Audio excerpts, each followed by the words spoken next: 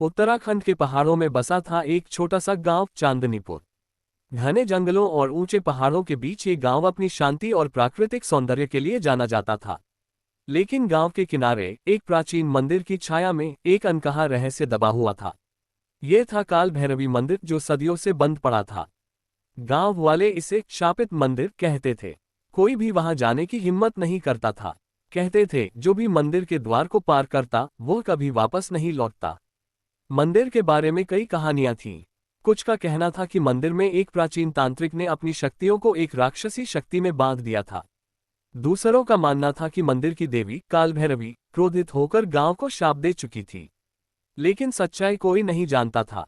मंदिर के आसपास की जमीन बंजर थी और रात में वहां से अजीब अजीब आवाजें आती थीं, कभी हंसी, कभी चीखें और कभी सिसकियां। राहुल, एक युवा पुरातत्वविद, दिल्ली से चांदनीपुर आया था। वह प्राचीन मंदिरों और उनके रहस्यों का अध्ययन करता था। गांव वालों ने उसे मंदिर के बारे में चेतावनी दी, लेकिन उसकी जिज्ञासा ने उसे मंदिर की ओर खींच लिया। वह मानता था कि हर शाप के पीछे एक वैज्ञानिक कारण होता है। अपने कैमरे, नोटबुक और कुछ उपकरणों के साथ वह एक सुबह मंदिर की ओर चल पड़ा। मंदिर का प्रवेश द्वार विशाल था, लेकिन उस पर जंग लग चुकी थी। द्वार पर नक्काशी थी, राक्षसों, देवताओं और अजीब प्रतीकों की। राहुल ने जैसे ही द्वार को छुआ, एक ठंडी हवा का झोंका आया और उसे लगा जैसे कोई उसे देख रहा हो। उसने हिम्मत जुटाई और अंदर कदम रखा।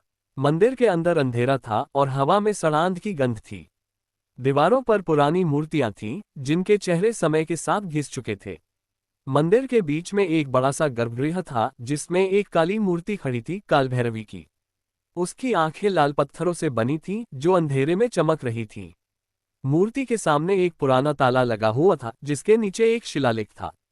राहुल ने शिलालेख को पढ़ा। जो इस ताले को खोलेगा वह शाप को मुक्त करेगा। केवल शुद्ध हृदय ही इसे तोड़ सकता है। राहुल ने सोचा कि यह कोई प्राचीन पहेली हो सकती है। उसने ताले को छुआ और तभी मंदिर की दीवारें कांपने लगीं। एक भयानक हंसी गूंजी और मूर्ति की आंखें और तेज चमकने लगीं। रात होने पर राहुल गांव लौटा, लेकिन उसे कुछ ठीक नहीं लगा। उस रात उसे सपने में एक काली छाया दिखी, जो उससे कह रही थी, तूने मेरा शाप जगाया है, अब गांव को भुगतना होगा। सुबह उठते ही उसने देखा कि गांव में अजीब सी बीमारी फैल रही थी। लोग बीमार पड़ रहे थे और फसलें सूखने लगी थीं। गांव वालों ने राहुल को दोष देना शुरू कर दिया। राहुल ने फैसला किया कि उसे शाप को खत्म करना होगा। वो फिर मंदिर गया और शिलालेख को और ध्यान से पढ़ा। उसे समझ आया कि शाप को तोड़ने के लिए उसे एक प्राचीन अनुष्ठान करना होगा, जिसमें शुद्ध हृदय की आवश्यकता थी। लेकिन शुद्ध हृदय का मतलब क्या था? उसने गांव के सबसे बुजुर्ग व्यक्ति दादी माँ से बात की। दादी माँ ने बताया कि मंदिर में एक तांत्रिक ने अपनी बेटी की बलि दी थी, जिसके कारण काल भैरवी क्रोधित हो गई थी। शाप को तोड़ने के लिए किसी को सच्चे मन से माफी मांगनी होगी। राहुल ने अनुष्ठान की तैयारी शुरू की। उसने मंदिर के सामने एक हवन किया, जिसमें गांव के सभी लोग शामिल हुए। उसने काल भैरवी से माफी मांगी और तांत्रिक की बेटी की आत्मा की शांति के लिए प्रार्थना की। जैसे ही उसने ताला खोलने की कोशिश की, एक तेज रोशनी मंदिर से निकली और एक कोमल आवाज गूंजी, तुमने मेरी आत्मा को मुक्ति दी। अब ये गांव शाप से मुक्त है। मंदिर की दीवारें फिर से कांपीं और ताला अपने आप खुल गया। अंदर से एक गर्म हवा निकली और मूर्ति की आंखें सामान्य हो गईं।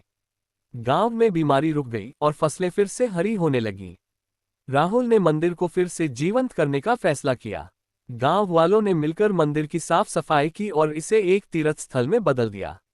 शाप की कहानी अब एक किंवदंती बन गई और लोग काल भैरवी की पूजा करने लगे, लेकिन इस बार भय के बजाय श्रद्धा के साथ। राहुल ने अपनी नोटबुक में लिखा, कभी कभी शाप केवल एक कहानी नहीं होता, बल्कि हमारे अंदर का डर और अपराध बोध होता है। सच्चाई और साहस से हर शाप को तोड़ा जा सकता है।